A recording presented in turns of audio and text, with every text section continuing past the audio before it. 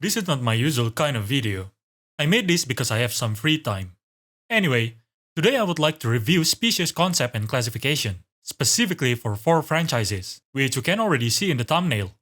Before that, I would like to establish what I mean by species concept and classification. In this video, species concept refers to how and what the people of the franchise world categorize as a species. Classification refers to how they classify the creature of said franchise. For this video, I will be talking a lot about 2 kinds of classification. One is artificial, the other is natural. So, if you are unfamiliar with this term, let me explain it first. Artificial classification is a classification that is not based on evolutionary relationship. Meanwhile, natural classification is based on that. Like, for example, you classify chickens, sheep, cattle, ducks, and pigs into livestock. In reality, they are not closely related. That's an artificial classification. One thing that is more subtle is if you classify animals based on their characteristics only. Sometimes, this might lead to an unnatural classification. For example, if I give you these 3 images, you might think that squid is closer to fish, because both of them have eyes. In reality, sea urchin is more closely related to fish. See what I mean? Natural classification sometimes doesn't feel natural at all. Depends on how nitpicky you wanna be. Alright, first, let's talk about Monster Hunter. I actually played a lot of Monster Hunter games. I played since the first Monster Hunter for the PS2 up till the most recent Rise Sunbreak. Not all games though. I also played some of the spin-offs like Stories and Stories 2, so I'm quite familiar with this franchise. The species concept itself is decent. Sometimes, maybe most of the times, they directly tell you which one is its own species and which one is not. For example, Diablos. Diablos is its own species, and then there are Black Diablos. While this is considered a different monster in game data, said to be a subspecies of the Diablos, if you read the description, they will tell you that Black Diablos is actually just a female Diablos in heat. You could also hear the same thing from NPCs. So, in a sense, there is an inconsistency between the game data and the reality. But I actually have an explanation for that. So, let's talk about their classification. Their classification is quite good actually. Great even. They have both artificial and natural classification. Let's talk about the artificial classification first. The artificial classification is the one given to you, hunters, in your hunter's guidebooks. In this classification, monsters are classified into several classes. There are lenient, which are humanoid creatures, endemic life, which are just creatures that cannot be killed basically. There are herbivores, which are just harmless monsters. There are fish, which are, fish, winged drakes, neopterons, which are insect monsters, bird wyverns, which are divided into 2 subclasses, the theropod bird wyverns, which are raptors, and then there's the flying bird wyvern, which are basically the classic wyvern with bird characteristic. And then there are flying wyverns, which is the actual classic wyverns. There are piscine wyverns, snake wyverns, leviathans, brute wyverns, fang wyverns, fang beasts, amphibians, etc. If you are familiar with Monster Hunter games, or you are looking at the images while I talk, you might think, oh, this classification is actually quite good and logical. Right? Well, yes, to some extent. But then, if you look closer, it's quite jank actually. Like, for example, these 2 mammoths. Popo is classified as herbivores. Meanwhile, Gammoth is classified as fang beasts. Then you start questioning, why is one mammoth classified together with the monkeys and stuffs, while the other is not? So, again, I shall remind you, this is artificial classification. Herbivores are classified as herbivores in this game because they are harmless. Think of it like a level 1 monsters in video games. Meanwhile, fang beasts can absolutely kill you. If you are a hunter, this is what matters. They basically tell you that you can chill near Popo, but be prepared when facing Gammoth. And, as a zoologist myself, this is a very logical act by the researcher. I'll give you an example. You want to give a guidebook for coastal animals, let's say for survival or for tourists. You list every animal there by natural classification. So, a random person found a sea snail. take a photo, ask you what that is, and you answer, "Oh, that's a sea snail. Don't worry, it's harmless. Just pick it up. You can eat it if you want." It's in the Neogastropoda section of my book, by the way. And then the person was like, "Oh, okay, cool." And then sometimes later, they found a cone snail, look at your book, and says, "Aha, this is also Neogastropoda, and it looks cool. I'm gonna pick it up and see." And then they got stung and die, because it's highly venomous. See the problem? It would be better to use artificial classification to show which animal is dangerous and which one is not. Oh, and now that I think about it, in Monster Hunter, all monsters in the herbivores class can be eaten by hunters. You can hunt and eat Popo's meat, but you cannot eat Gammoth meat. So my example is actually quite relevant. That's about the artificial classification. What most hunters don't know is, there is actually an official natural classification. But it's not in the game. You can read it in supplementary media. I think you can find this one in the Hunter's Encyclopedia. But if you don't have one because it's Japanese only, you can just look it on the wiki, I guess. This natural classification is great, honestly. Quite robust. Some might even surprise you even if you play the game. Like here. See this? In the Coleoptera section, together with Celtas, Atoralca, and Conchu, you can see Dynastinae. And you might be confused. What is Dynastinae? So, let me tell you. Dynastinae is the subfamily for scarabs and rhinoceros beetle. Yes, same as the real life one. So, remember those endemic lives? Sometimes there are rhinoceros beetles on trees. Yeah, those are also included in the natural classification. Here, you could also see the fishes, thunderbugs, firefly, and others. Even horse and this mysterious Ramarada that no one ever see. So I should say, the natural classification is great.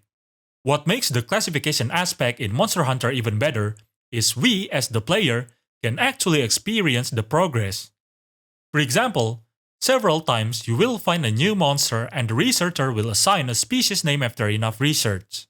You can also experience the progress and revision of the classification, like what happened to the fanged bees.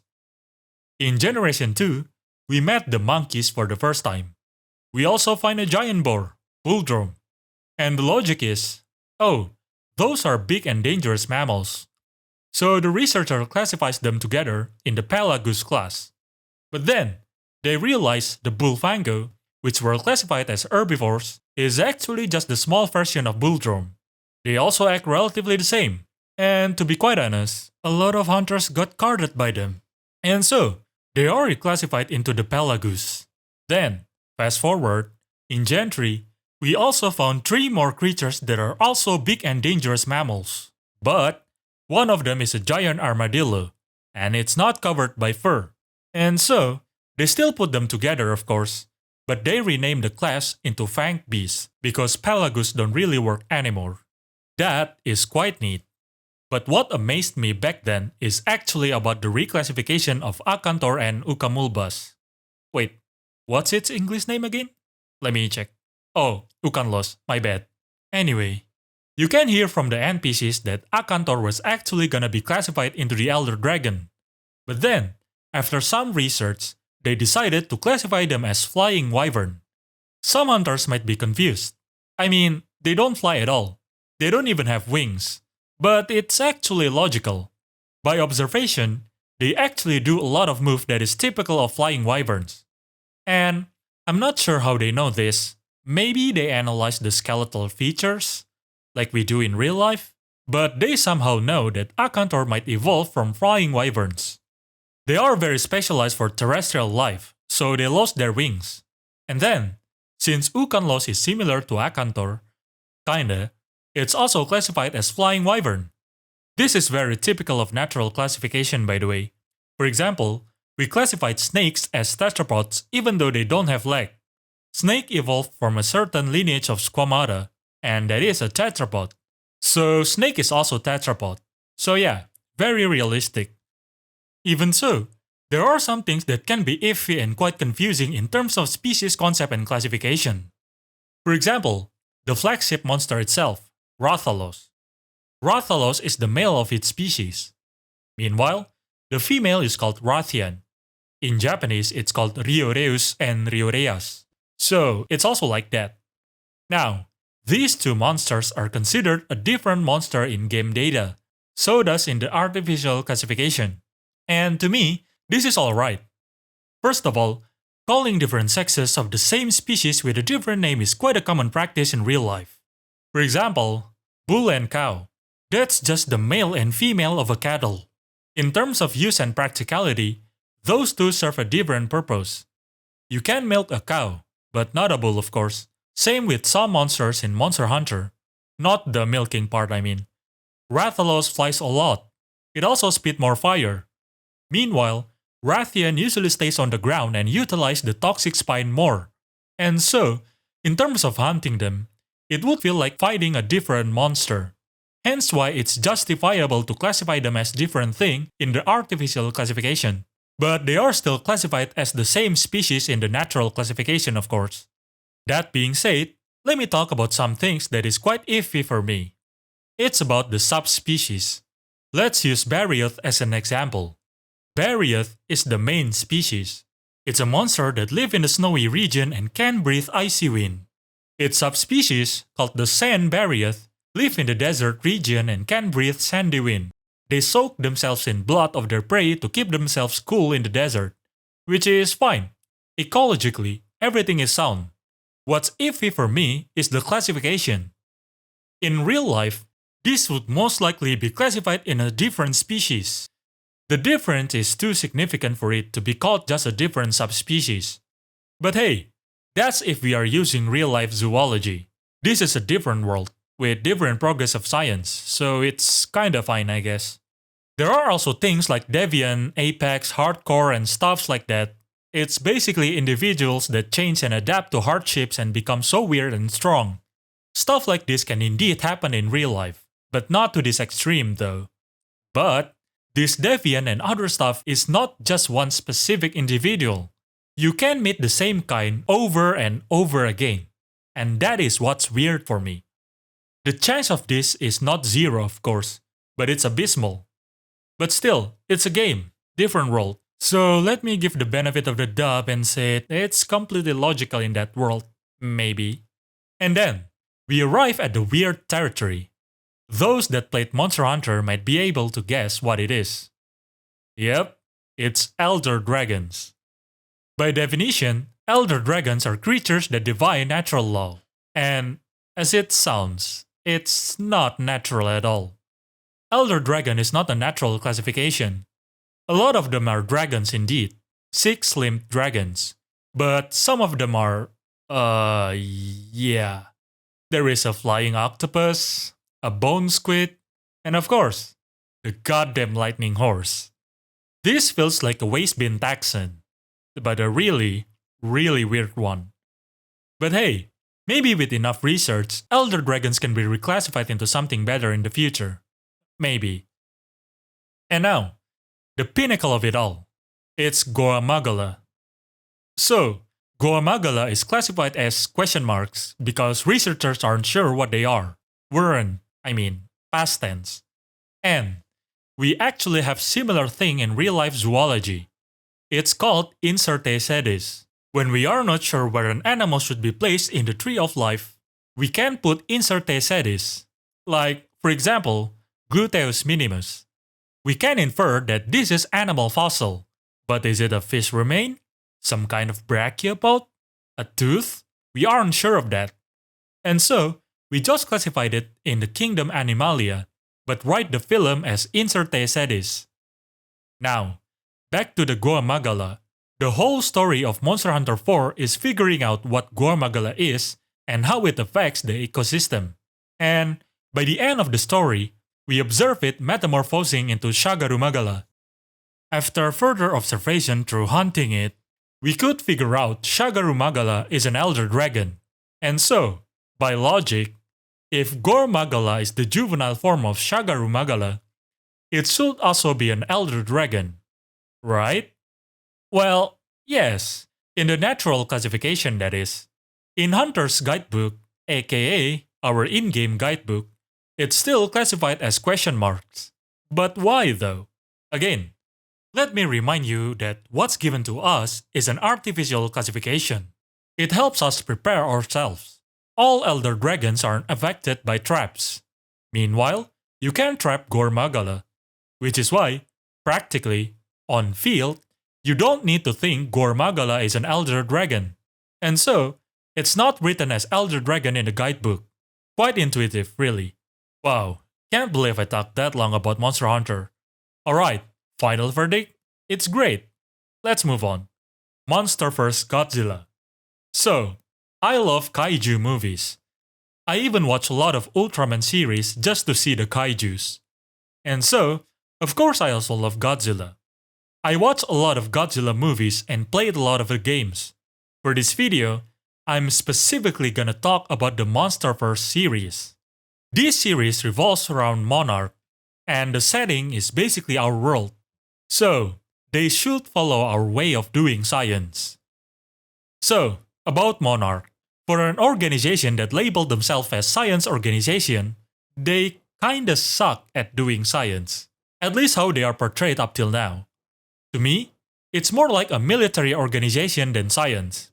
And even if you argue that they label themselves as scientific organizations as a cover-up, then they don't really do a good job at that. For the species concept itself, I think it's stated that these titans are an extreme aberrant of their species. So it's basically like the Deviant or Apex monsters from Monster Hunter. But the thing is, they don't even delve into the supposedly normal species itself. There are no real classification going on. It's just labeling them with Titanus in their name. But I kinda like it that they give throwback to Toho Godzilla series though. Like Titanus Gojira for Godzilla, Titanus Mothra for Mothra, Titanus Radon for Rodan. Wait, it's actually Titanus Rodan. That's weird. Anyway, yeah, it's not even a scientific name. It's just a practical code name. Like, for military purposes. Like, you assign battleships with BB, right? Like cruiser with CL, and so on. And these creatures, they just gave Titanus code in front. It's just kinda weird that an advanced scientific organization would assign those creatures with a scientific name. Even if they did, and the argument is that they keep it secret, my response to that argument is... why? Why do you need to hide it from the public? What difference would it make by knowing the assigned scientific name? Their existence is already a public knowledge anyway. In real life, scientists would be excited if they found a new species. Trust me, they would publish that new species articles ASAP. And it's such a waste because the kaiju designs in the Monsterverse series are so interesting. For example, if I show a random person a picture of Godzilla and ask them what they think this creature is based on, they would probably say something in the line of dinosaur or maybe lizards, or at least reptiles, right? But did you know that Monsterverse Godzilla have gill slits? Look at this. That is really interesting, because reptiles don't have this. So Godzilla itself is even interesting to zoologists. That's only one kaiju, and there are tons of them in the Monsterverse. And should I remind you again, this is our world, as the setting I mean. We got genetic analysis. We can even sequence DNA from fecal matters. We also have the thing called eDNA. So we could even take samples from the water they enter, and sequence the DNA from that. With how much they could affect our life and how much attention they got, it's unrealistic how we don't have anything about their systematics. All in all, I'm not really bothered by this, like, I can still 100% enjoy the series, but I think it's such a waste. To have these peculiar creatures, yet not delve into their systematics, is just a wasted potential. A lot of people that watch Godzilla do so for the monsters. I think a spin-off series or maybe a supplementary media that focus on the kaiju would satisfy a lot of people. But hey, maybe someday they'll make it. Alright, let's move on. Pokemon. I also played a lot of Pokemon games. I mean, I even made a video talking about Duran and Hitmore before, so you'll see that I am at least familiar with it. I also watched some of the episodes and movies. Anyway, first of all, the species concept itself. For example, Axio into Fracture into Haxorus. These are three different species. Or at least I think so. I know it makes a lot more sense if we see them as just life stages. But I think they count as different species? I'm not sure though. Correct me if I'm wrong. If it does count as different species, there are some iffy things. For example, Nidoran. They evolve into Nidorino and Nidorina based on their gender.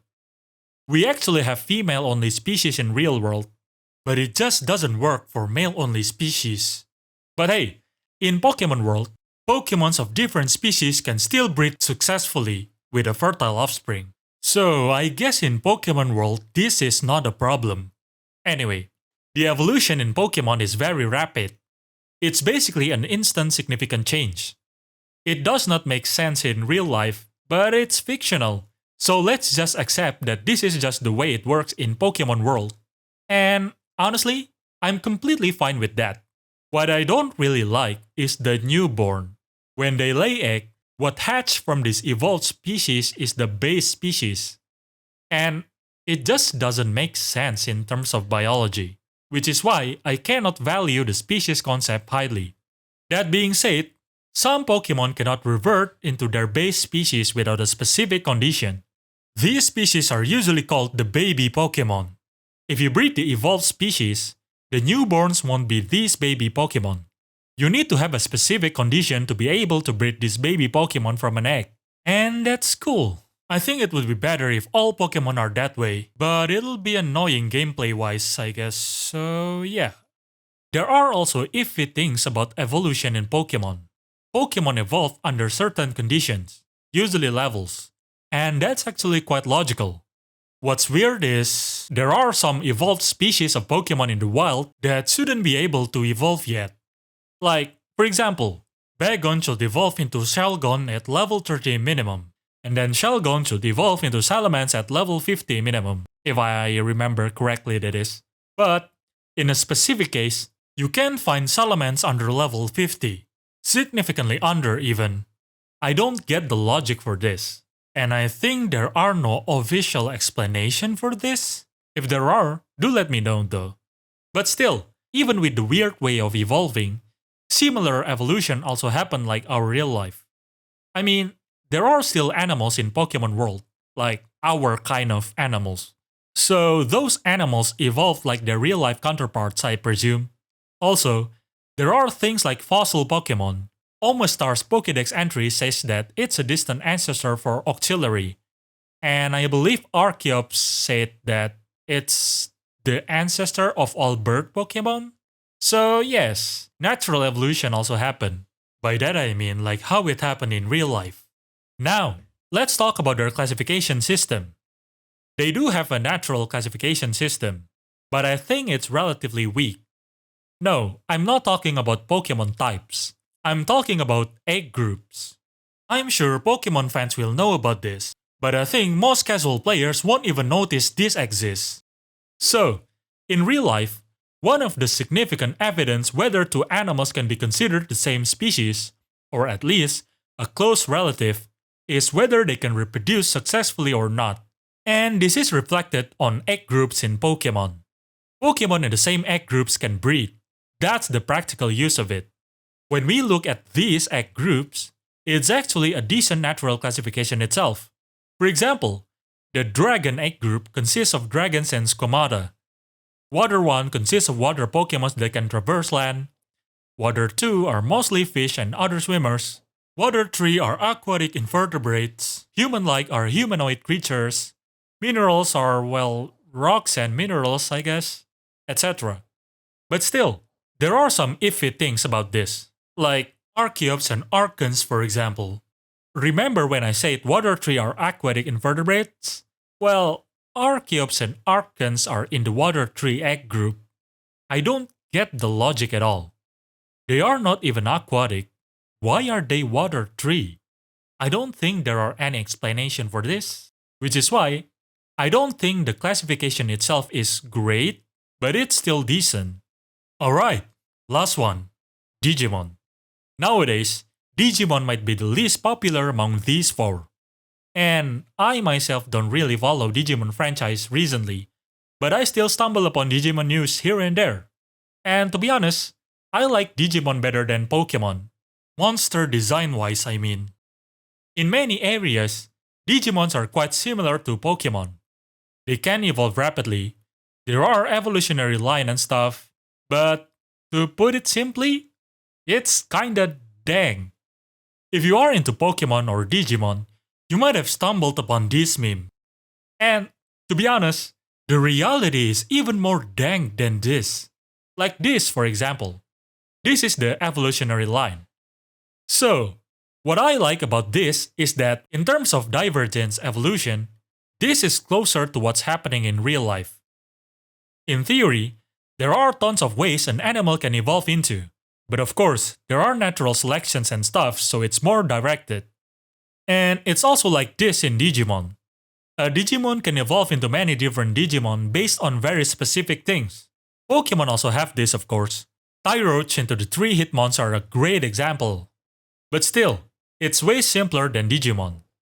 Alright, now, what I don't like is the convergent evolution. They take it to the extreme. Different Digimons can evolve into the literal same thing. In real life, this is unrealistic. But I honestly think it's fine for Digimon. Why? Because they are not real. No, I mean, even in their franchise, Digimons are not real. Pokemons are a real physical creature in the Pokemon world. Meanwhile, Digimons are not. They are creatures in a different dimension, different world, the digital world. They don't follow the natural law. They follow simulations. You know, like some demonstration of a program simulating evolution, or even AI learning, which is why they don't seem natural at all. And their species concept is, to put it simply, unusual. They can also degenerate, like revert back into its previous forms. This happens when they lose a lot of data. Pokemon cannot do this. And yes, while in real life, animals can lose their trait during evolution, they cannot revert into their ancestor. It turns into something completely different. Digimon also have classifications, in multiple ways even. They can be classified based on their evolution stages. From Digitama, Baby 1, in training, Rookie, Champion, Ultimate, then Mega. They can also be classified based on their attribute. This is like the types in Pokemon. So there are mainly 3 attributes: Data, Virus, and Vaccine. But there are also free and variable attributes. They can also be classified based on their family. In this case, family is not like our real-life classification. It's kinda similar to the Pokemon Egg group. There are Dragon's Roar for dragons and dinosaurs, Metal Empire for metallic and machines, Deep Saver for aquatic Digimon, Wind Guardians for aerial Digimon, etc. But it's inconsistent, because they can move to other family based on their stages. There is also a somewhat natural classification in the form of type. There are a lot of Digimon types. Here, I'll just pan over the wiki for a bit to show you. You can look it up yourself if you are interested. All in all, even if their species concept and classifications are kinda dang, to me, it's actually realistic, since they are a simulation. Alright, that's it for my review. As I've stated before, even if they are lacking in terms of species concept and classification, my enjoyment of these franchises stays the same basically. It's actually kind of fun to see fan-made classification, and stuffs like that. Of course I don't know everything about these franchises, so let me know in the comment if I'm lacking critical information. I will make other Zoologist reviews videos in the future for sure, but only if I have some free time. I do have a weekly video about animals, concepts, and traits though, so check it out if you haven't. Consider subscribing if you like that kind of content. And yeah, that's all. Enjoy your day.